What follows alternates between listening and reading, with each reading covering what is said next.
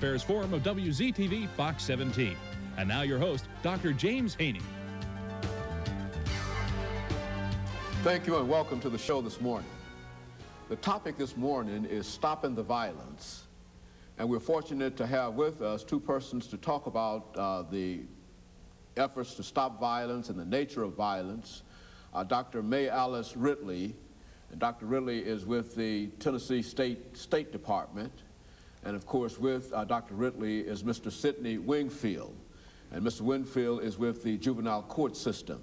And let me welcome both of you to the program this morning, Dr. Ridley and Mr. Wingfield. Thank you. It's a pleasure to be here. Dr. Ridley, let's talk about stopping the violence. But before we get into a topic about stopping the violence, let's talk about you and, of course, Mr. Wingfield, to have the two of you to give us some information about your background and your education and some of the things that were important in terms of bringing you where you are today.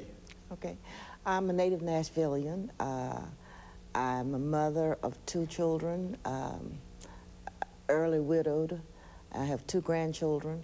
So I've been teaching school in Metro for some odd number of years. We won't say how many. I received my education, formal education, in the public schools of Nashville.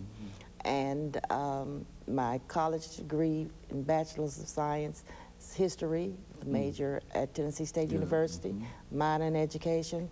I received the Master's of Science degree at Tennessee State University. And I went on to the University of Pittsburgh and received a doctorate degree in American history. I have minor fields in the religion of history, history of religion, black studies, and the colonial period and the middle period. I specialize in the Nadir period, and I'm of course interested in my neighborhood, my community, and my city. I left the public schools and went to work for the State Department of Education, and I started off with working with alternative education. I've always loved to work with the children that seem to be at risk, because there are great rewards for working with these children, and it's almost instant gratification.